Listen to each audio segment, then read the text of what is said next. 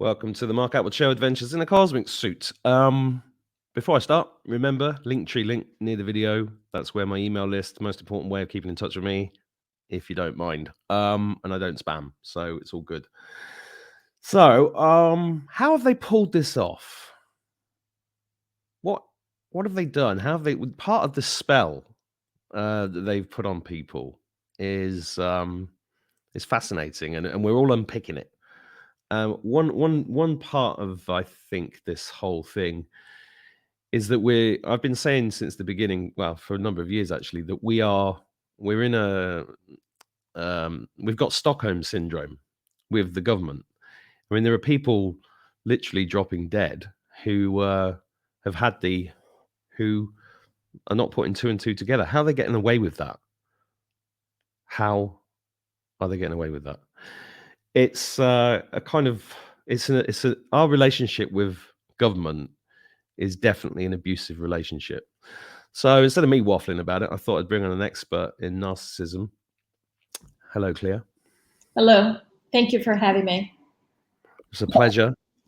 So, we could, I can call you an expert in narcissistic abuse.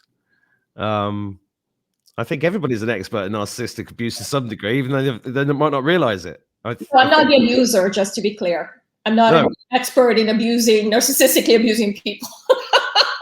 You never know. Well, I've been called a narcissist before, and it was before I knew what the word meant, and I actually went to see a psychiatrist in London who was an expert in it, and he told me I was wasting his time after 20 minutes. So I was really confused because this term of narcissism has been bandied around for the last sort of 10 years, very much more than it was before. And of course, because of the Black Mirror, we've all become narcissists to some degree.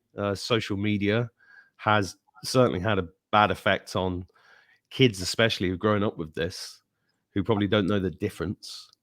You yourself were in a narcissistic abusive relationship, and that, which is, that qualifies anybody as an expert to survive that. And it's a prickly subject as well, isn't it? It's a difficult subject. It is. It really is. But I think you've written a guide on how to survive narcissistic abuse in a relationship, but then you've expanded that into our relationship with government, how to survive a narcissistic government. Yes. Where do you want to start? Absolutely. First of all, let me make a comment on something you just mentioned. You're talking about children. So all children are quote unquote narcissistic. If you think of narcissism as being self-centered, it's not knowing, not having empathy for others because you just don't have any understanding of other people's feelings and emotions. For example, my daughter has no clue what it takes for me as a single mom to take care of her and keep a roof over her head. She asked me, why are you working? I don't know how to explain. She's so little. I don't know how to explain how things work in the world. So she's not doing it because she has a lack of empathy. When she sees children crying, she actually feels sad. So I know there's nothing wrong with her. She understands things that relate to her that she's experienced, but she's not able to understand things that she has no guidelines to understand. So the idea is that we start all out as narcissists in that sense, in the sense that we're very self-centered and we have no understanding of the world. And as we grow up, we get a greater understanding and we can relate to other people's pain and suffering, not because we have to have the exact same experience, but because we can kind of relate. I know if something hurts me, it might hurt somebody else. This is a normal development in humanity. The problem is a lot of people have, if you want to call it arrested development, basically they never overgrow the childhood phase and they cannot relate to other people. So lack of empathy and compassion is one of the #1 traits of a narcissist. So I know the word as being bandied around. Anybody who gets out of a marriage is normally calling the other person a narcissist. To tell you my personal story, I actually didn't know my ex-husband was a narcissist. In fact, until I went through another narcissistic relationship right after leaving him, and I had no clue this other guy was a narcissist too. And then I started looking at these people and said, wow, they seem like the same person, they just look different. And that's when I started looking into things. So many times we're just not aware, because if you're not a narcissist yourself, meaning you do have empathy. You do care about other people. You are self-aware if you're doing something wrong. You try to be better, etc., etc. You just cannot relate to people that couldn't care less. It's all about them. And they will walk over your dead body if it means getting to something they want. There are a lot more traits to a narcissist than this, but these are the main traits. Of course, it doesn't mean that if you have one of these traits, there are several traits that could give away the fact that somebody is a narcissist. But you could have a couple of these and doesn't make you a narcissist. So again, let's not just throw this word around and apply to everybody we don't like or we think they're a jerk. There's a very specific personality type there. But if you like, I will tell you a little bit about my personal story, which will explain how I got to the point where I realized that there were a lot of parallels between a narcissistic person and what we're experiencing and observing nowadays in the world at large and the culture. I will make this very brief because I would like to go more in depth into other aspects of it that I think are going to be helpful to your audience.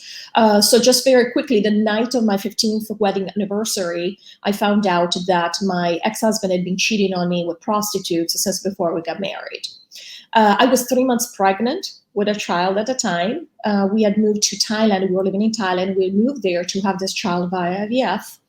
And I had given up my thriving real estate business in the United States to do this and to be with him because he had a much better chance of finding an amazing job in Thailand. I did all of this thinking this is what you're supposed to do to support your family. Then I found this out and I decided that I'd had enough. I already was not very happy in my relationship. I was not treated very nicely. We'll just leave it at that. I felt like a piece of furniture. I only was given attention when I was needed, and the rest, and I was taking care of a lot of things and being taken for granted. So I decided to move on, and that I wanted nothing more to do with men. So 2 weeks after landing back in the United States, of course, I fell in love with another man. There's a reason for this. See, I have later put together all the pieces. I am not the kind of person who falls in love at first sight. So I already found this all strange. But of course, I justified it. I told myself, it's meant to be. It is love. Bottom line, 3 years later, basically, this guy gives me the runaround 3 years, excuse upon excuse as to why he cannot be with me. Some beautiful stories. So unbelievable. I actually wrote a book about all of this. I've had a very unusual life. Even beyond this, I've survived the 2004 tsunami in Asia that killed 500,000 people. I've been in Afghanistan. I missed a terrorist attack at the Serena by 1 day. The first terrorist attack in the history of the Serena Hotel in the middle of Kabul, and I missed it by 1 day. I've had a lot of interesting experiences. Well, there is an expression here: if your name's on the bullet. Yes. Yeah. And so basically, I wrote this book, and it became it was quite adventurous. So it became a #1 Amazon new release. It's called Untamed and Free, in case anybody's interested and curious. Say that again. Untamed and Free. Untamed and Free. I'll put a link to it. Oh, thank you. But the point that I'm trying to make here is that in all of this, I've always been an independent person. I've traveled to over 60 countries. I've lived across the world. I've had a really good life. I can't complain. And so I'm looking at myself while this is going on and saying, interesting. I was married to this person who is this way, and this happened. Then I find this other person who is this way, and this happens. I'm like, what is the common denominator here? Then I realized it was me. I said, clearly, I knew that there are good men out there. It's impossible that every man is like that. So I'm thinking there is something in me that is not right. That's when I started opening my eyes to the fact that there is a typology of people who do take advantage of others because others are seen as mere pawns in their way to getting what they want. And there's a lot of gaslighting going on. In case your audience is not familiar with this term, it simply means that they basically convince you that your emotions, your feelings, and your thoughts and your observations are incorrect. What matters is what they tell you about our situation, which I'm sure is you're already connecting the dots with what's happening in the world. And this is exactly what happened to me. I started looking into the situation and I started realizing two things. One is that it's not narcissists don't only affect your personal relationships. Clearly, there's something going on in the culture where we're being gaslighted all the time. We are being told, watch my lips, listen to what I'm saying, and discard everything you're seeing with your eyes. So we're being taught to look at, to listen to words as opposed to trusting our observations of reality, our perceptions. And that's one. The second thing I've realized, because I asked myself, how come I fell for the second man? What was it inside of me? And I realized that I needed to survive. I needed something. I was desperate. I was empty inside. I was lost. I lost my identity. I lost my stability. And I was looking for something. And this is when it becomes a matter of survival. I needed someone else to fill that gap because I had not done the internal work to go inside of myself and find my own center. And this is exactly what happens in the world in general with humanity. If we don't go, and we've been taught not to go inside ourselves, if we don't do that, we're always going to be looking for someone outside of us to tell us what to do. And we justify this very logically. And a person, especially say a wealthy person who has access to whatever kind of help they want, they will find a nanny to take care of the child. They will find they will find a good school to take care of the child. They will find a good investment advisor to take care of their money. They will find, do you see what I'm getting to is that we outsource our entire life because we think we're left with, oh, but I'm taking care of making money or whatever that might be. You're telling yourself, but what are we outsourcing? We're outsourcing the priorities in our lives, everything that makes us strong, which is our our finances, our health, our the education of our children, everything that basically makes us powerful. We're outsourcing to other people. Now, here's the funny part. Why do we do this? Really, when you dive deep down, we do this because we don't trust ourselves. So we think we need professionals to take care of these things. And we don't trust ourselves because we've been told in the culture for an entire lifetime that we are unworthy. We're untrustworthy, and that we are worthless, basically. And we see these concepts being promoted in the culture since we're little. We are born, we haven't even done anything, we're already sinners. I mean, it's a big deal. So there is that. Then, of course, as you go to school, you're told you're always wrong. Basically, pretty much, that you should listen to authority. You should discount what you think, what you feel. It doesn't matter. Just be quiet, be sitting, and you will get drugged up if you don't do all of this. I mean, one way or the other, they will get you. Your parents are telling you, for example, they're having a discussion, an argument, and you ask, oh, what's wrong? They say nothing. This is also gaslighting. So we're taught, and so and what I mean to say, parents don't do this on purpose. They believe they're protecting us. So this is not. I am not throwing guilt and blaming everybody. I am making an observation that it starts very early, and we get to a point where we don't trust ourselves anymore. So we feel better served to trust authority figures that we've been told to not question our entire life, authority figures to tell us what to do in every aspect of our life. Now, some of us are still at that point where they need that. And there are others, the people that are being called awake nowadays, that have realized, have accepted the fact that something is very off, and it's time for us to actually reintegrate all these pieces we've delegated out, because these people are no better than us. Even if you don't go into, conspiracy theory territory, or you think that they're on purpose doing what they're doing, which I believe is the case. Again, having observed several different countries' governments, but let's just assume these are normal people, okay, and they really mean well. If you think that you cannot be trusted, how come you can trust them? They are no better than you. They're just people. They have their own lack of self-worth. They have their own limitations. So here we are. It's the blind leading the blind at best. So how are we allowing this? How are we allowing people to make these important decisions for our own families, even for our health? Is because, again, we've been told that if it comes from the outside and it comes from somebody with certifications, degrees, some kind of authority, we are not to question it.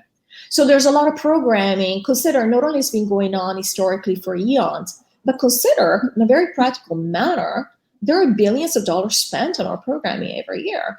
Just watch television, watch any commercial. Well, yeah. You probably haven't seen, there was a Tesco commercial released in the UK yesterday. Tesco's like the biggest supermarket chain. Mm-hmm. And Santa's got a vaccine passport in the commercial. It's like, good luck with that. You do you. We'll shop somewhere else.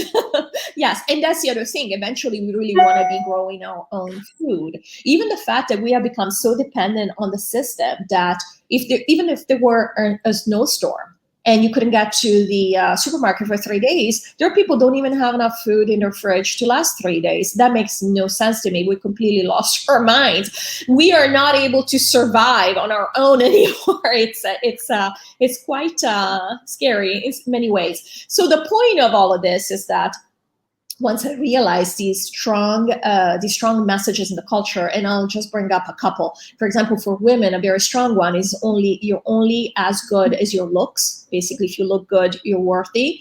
And again, the cosmetics commercials remind you of this, but every other commercial in the world uses a beautiful woman, to sell stuff. Okay, we know this.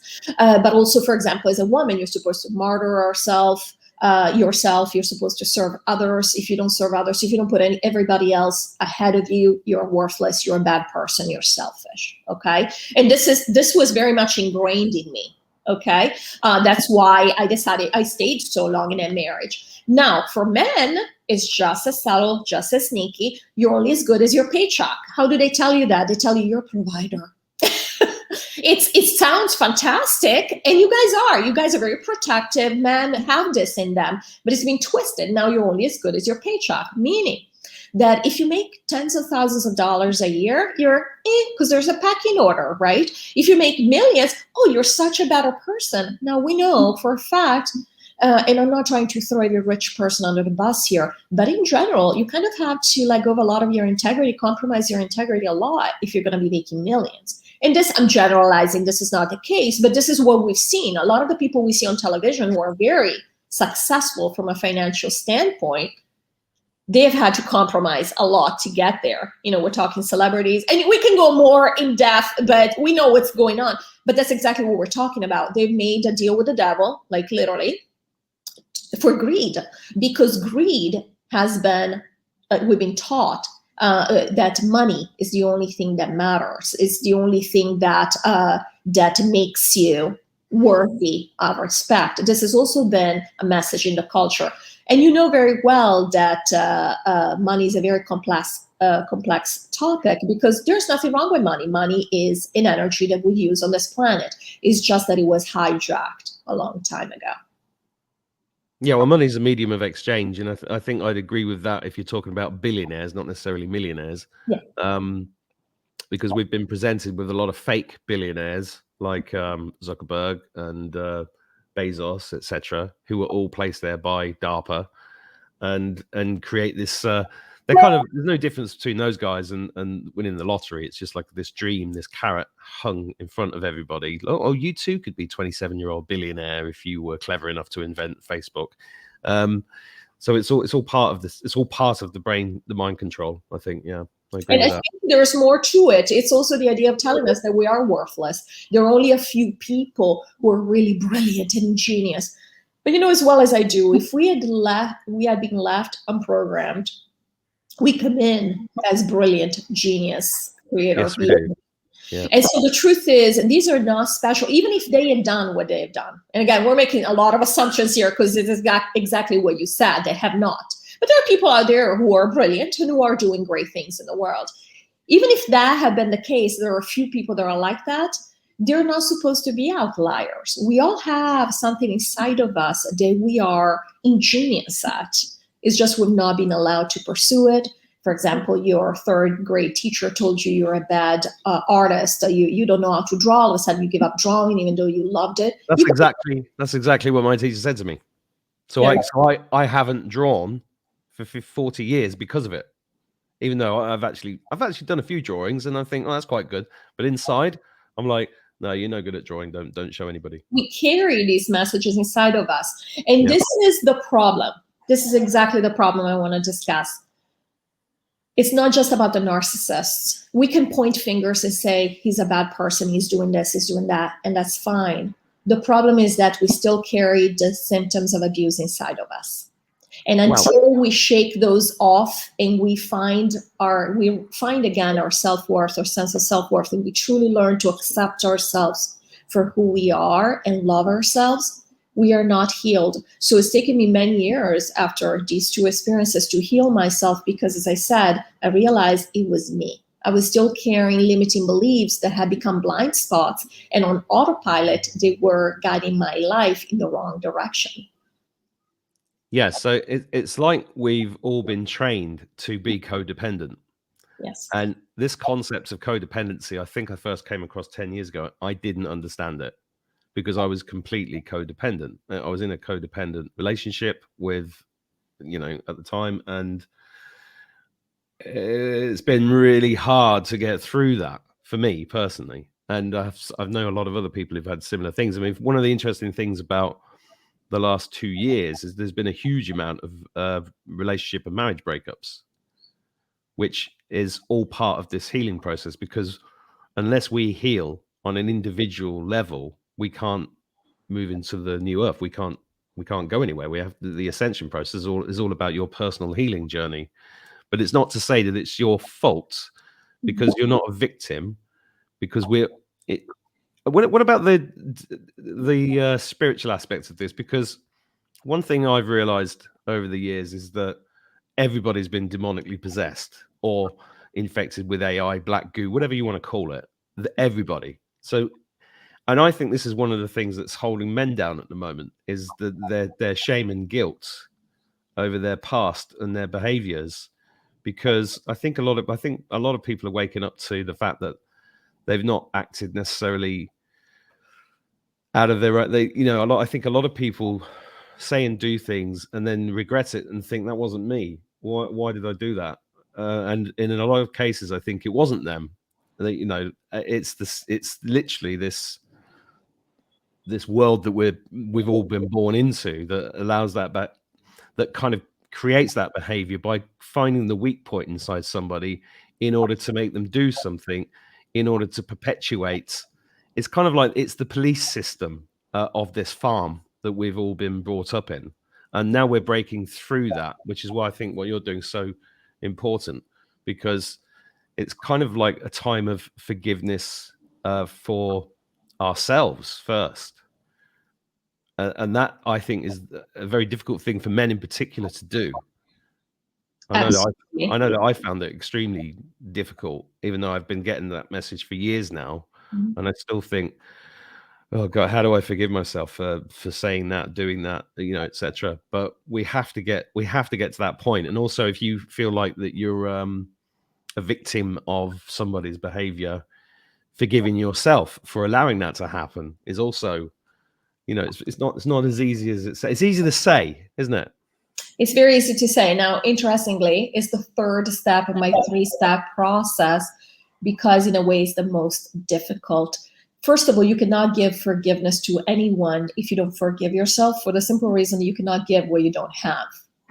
So absolutely, you're saying, and you were saying, you're not a victim. We are not victims, of course, but that's also being used. The fact that we don't like to be victims is being used against us, because the truth is, we may not be victims or feel like victims, but we've been victimized. And this is a fact. Mm. And the point is, until we look at ourselves, even the fact, see, this is what I would say to you specifically, because you're saying, how do I forgive myself for this? Just the fact that you are asking the question means you're a good person. A person who is no good is not even going to worry about that. Now, it might be hard for you to accept that you've done certain things, and there are reasons you've done them, and at the time, that's what you knew. The whole point is not to be perfect. Perfectionism, I call it the silent killer, is the most destructive concept that we've been programmed with. Why? Because no one even has a definition for it.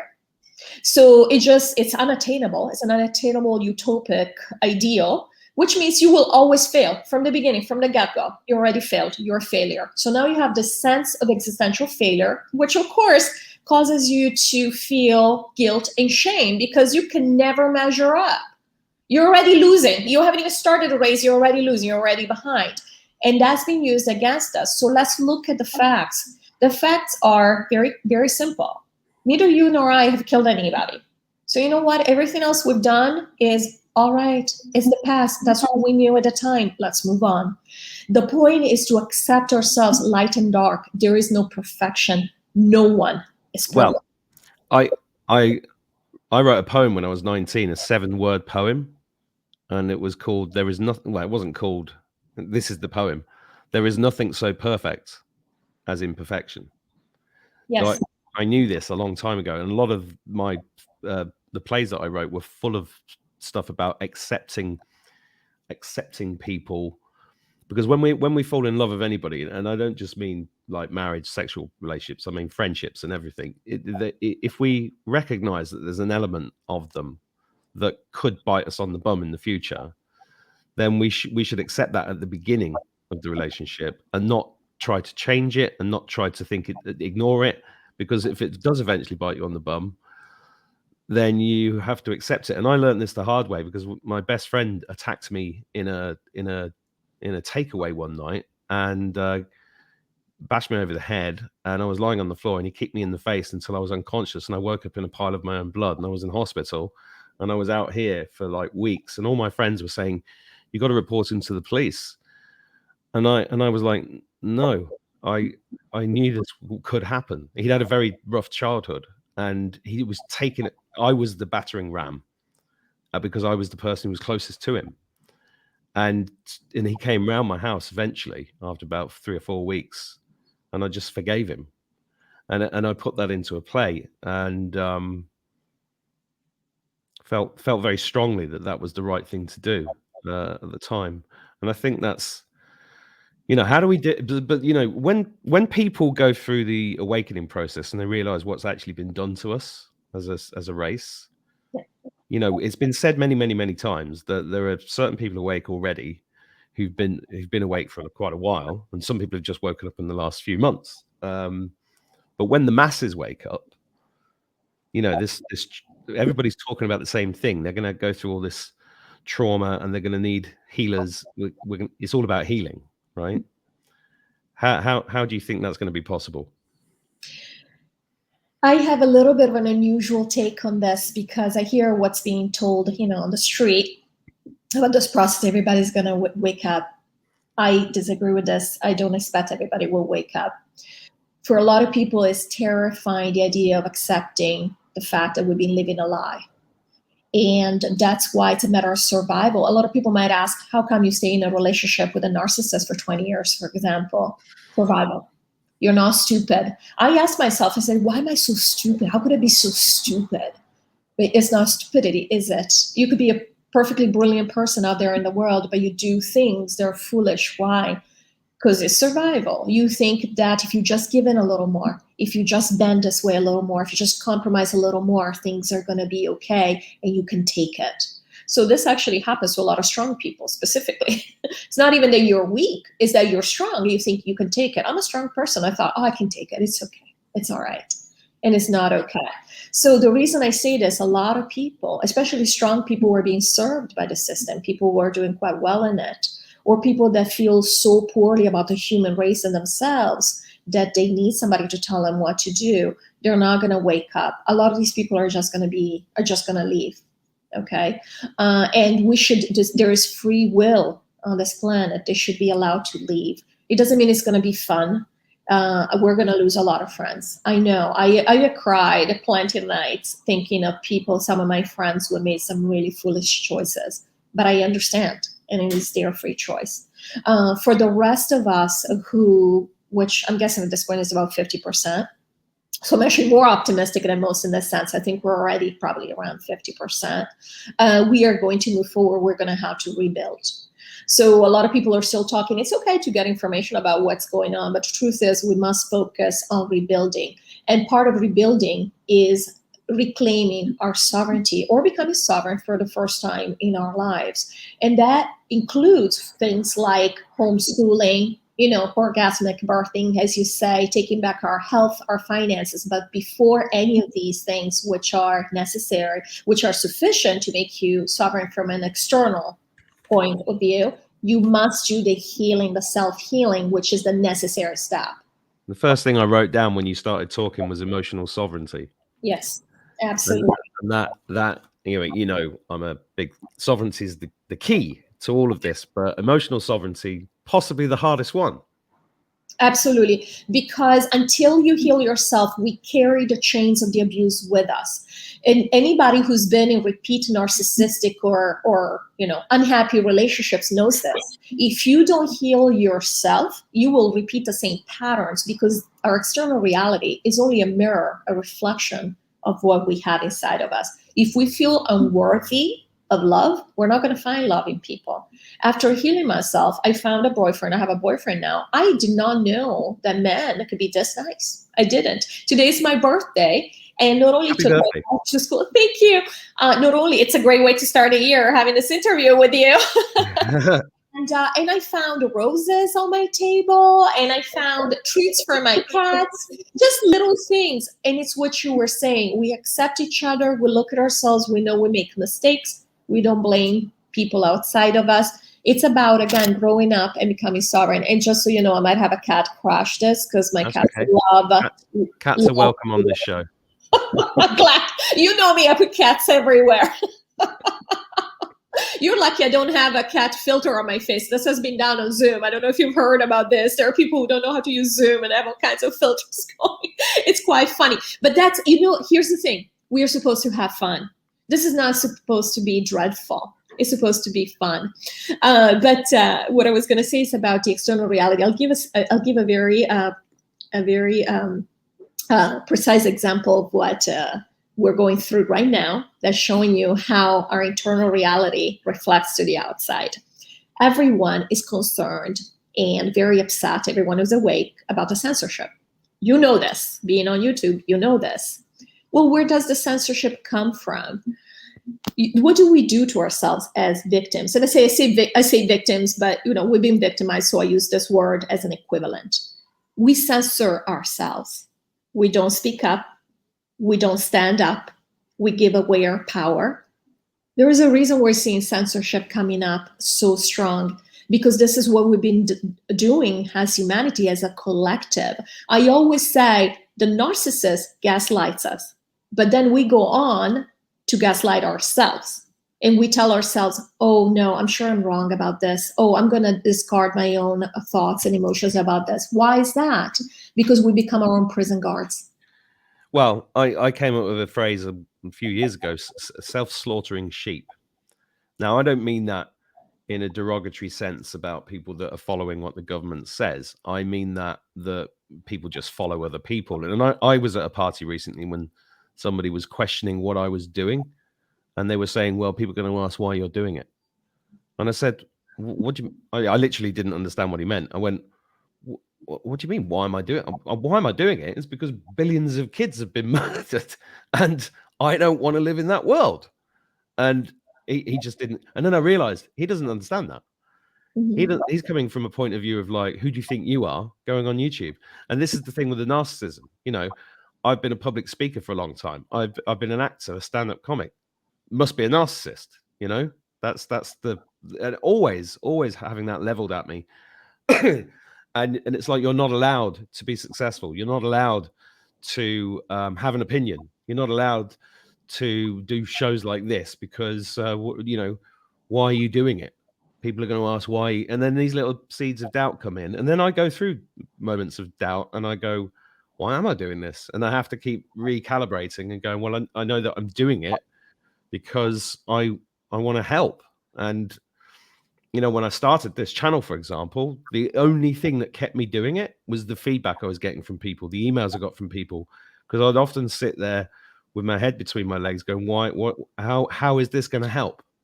How is this going to make a difference? And then I get these amazing emails from people. I get them all the time. And then I'm like, well, forget what that guy said. This is why. And I'm not perfect. I've never said I am. And that's why I wrote that poem. There's nothing so perfect as imperfection, because we're all imperfect. Yeah. And imperfection is perfection. That's what we're creating in God's image, which is obviously imperfection. But so otherwise we wouldn't be living this crazy world. Well, I have my own opinion about that. I have some guidance that I've received recently. I think I told you I had a QHHT session. I'm actually going to put out that information because they wanted me to have it so that it could be spread. Just haven't gotten around to it. But the point is that it's a tall poppy syndrome. Everybody wants you to fit in. Peer pressure doesn't end with high school. It's a very real deal. How many times have we not said things? I know I've done this myself, so I'm not talking about anybody else. I'm looking at myself where I could have said something and I didn't. When we do this, a piece of us dies. Our integrity is compromised in that moment. So the whole point here is we have to reclaim our integrity. And integrity simply means reintegrate all the pieces of ourselves that we've abandoned and rejected because somebody else was telling us they were not good enough. That's what I mean by reintegrating ourselves. And this is important because if we don't do this work where we decide, listen, I make mistakes, I'm human. What I can say for myself is I have good intentions. This is the best we can do until we get to that point. Like you're saying, why am I doing this? And you recalibrate and you recenter and you're like, you know what? I have a good purpose. I may make a mistake here and there. Everybody does. This is how we learn.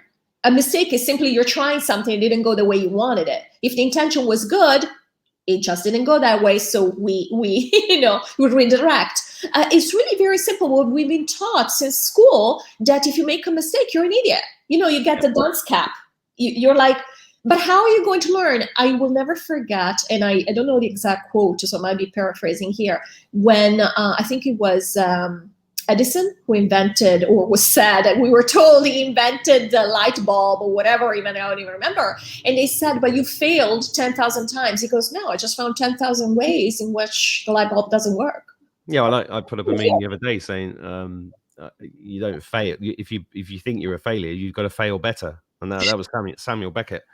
Yeah. I've never been afraid of failure, and I have no fear. I've faced most of my demons, and that's what we've all got to do. And when you were talking through that, what popped into my head was the fact that at the beginning of this, I wanted to stand outside my kid's school with a placard, explaining to people what was going on, but I didn't do it. And the reason I didn't do it is because my daughters basically told me not to, and I thought, I reasoned at the time, well, I'm all over YouTube saying this stuff anyway, so I'm doing something, and I don't want to make life difficult for my kids. And sometimes we do get compromised by situations like that, where you've got to pick your battles as well, haven't you? Right. I'm not suggesting anybody should do anything that puts them in danger, especially when it comes to relationships with a narcissist. They can be physically dangerous, physically unsafe.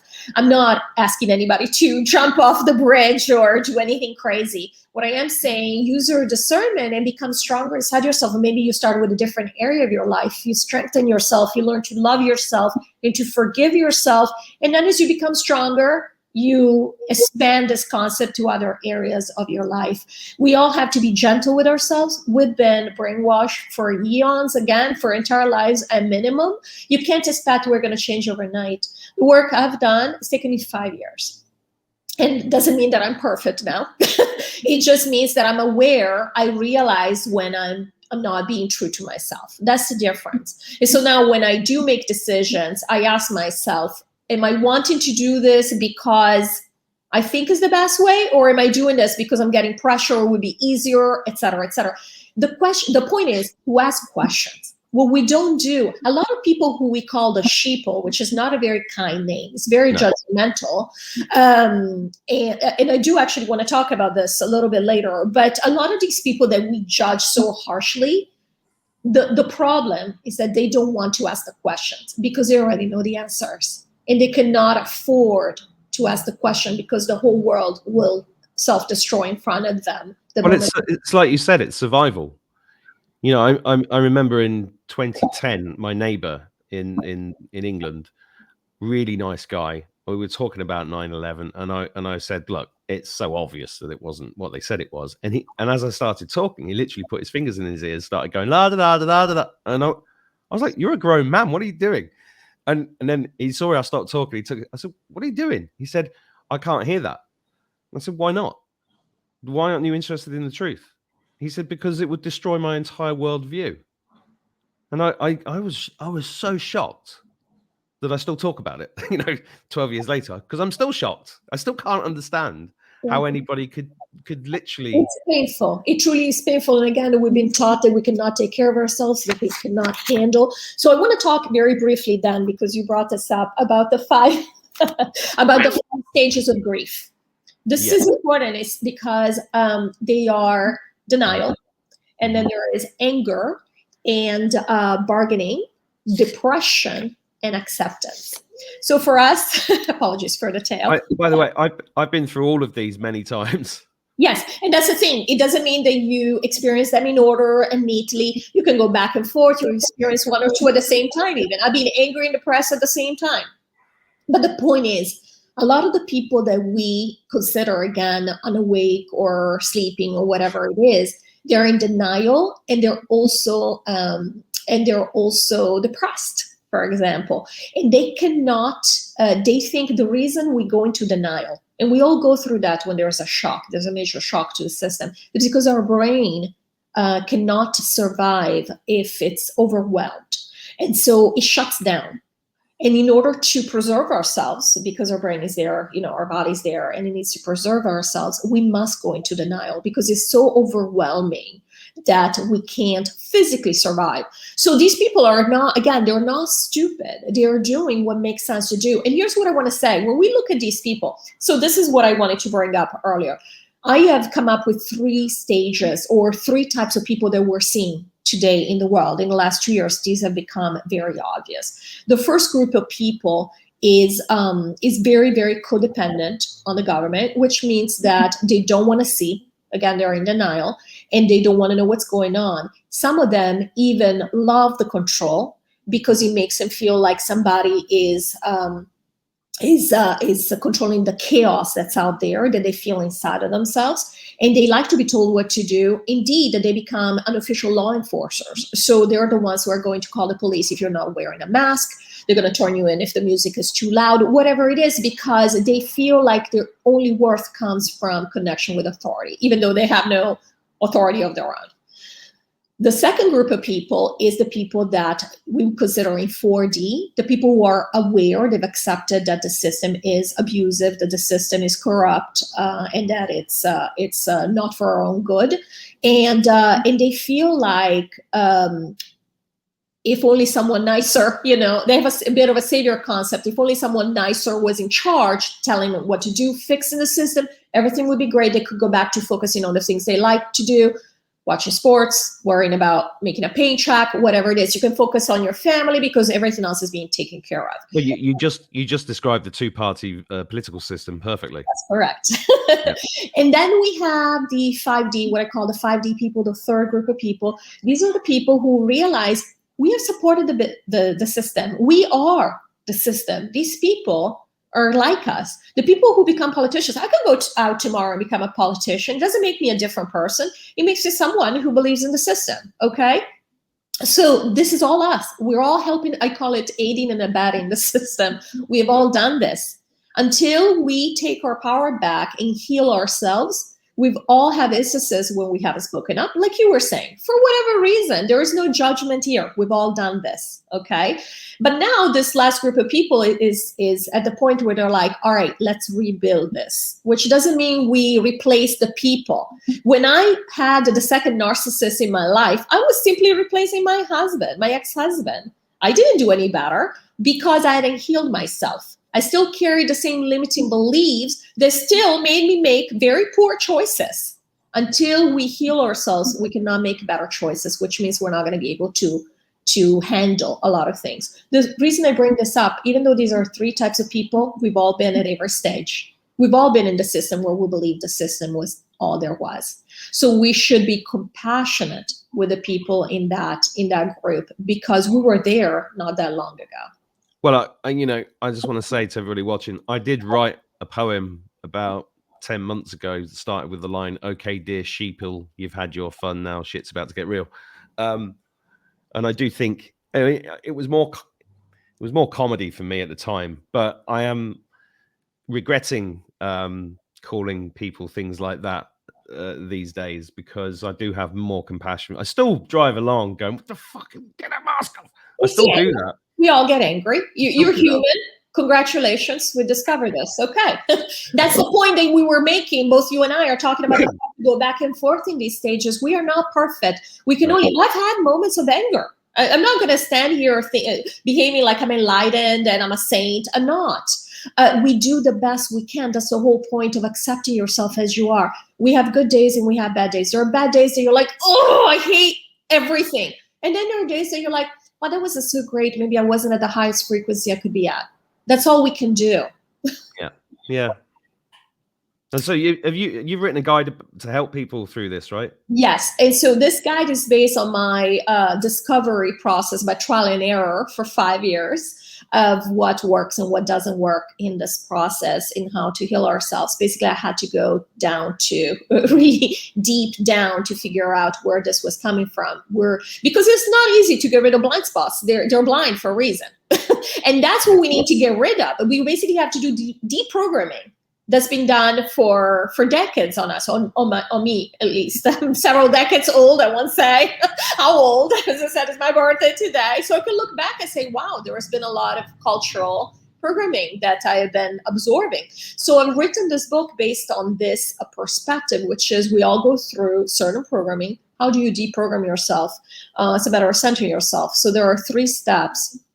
The first step is becoming self-aware.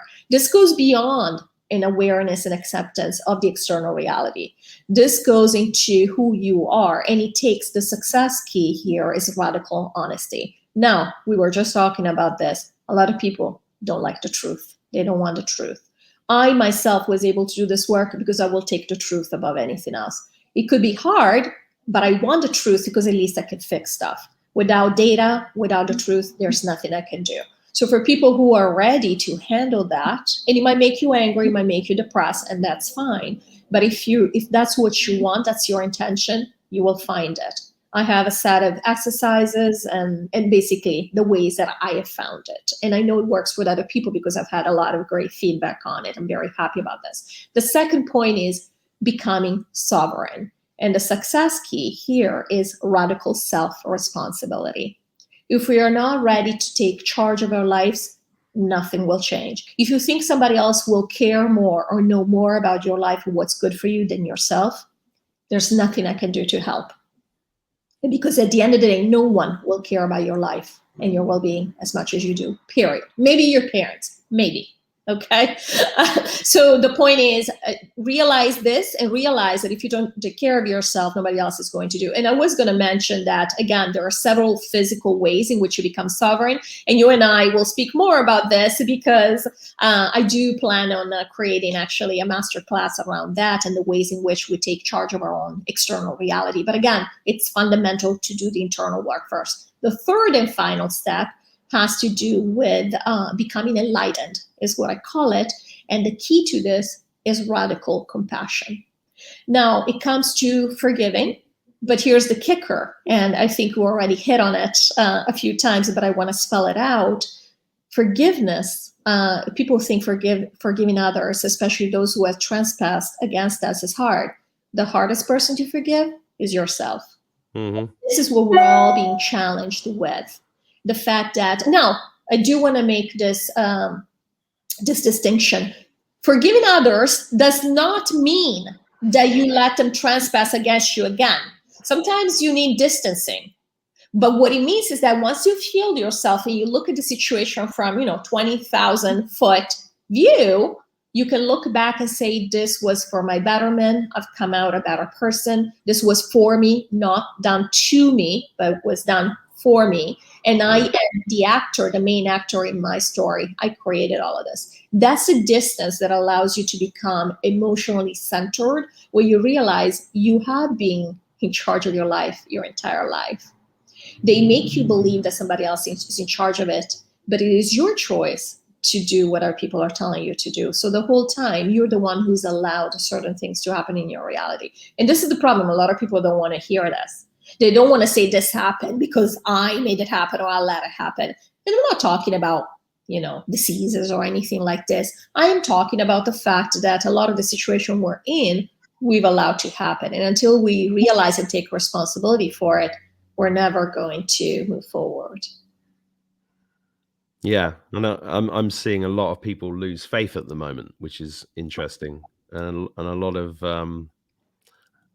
things crumbling, which I'm finding really fascinating about this period that we're in right now. So what I'm going to do is I'm going to put links, all Clear stuff in the description.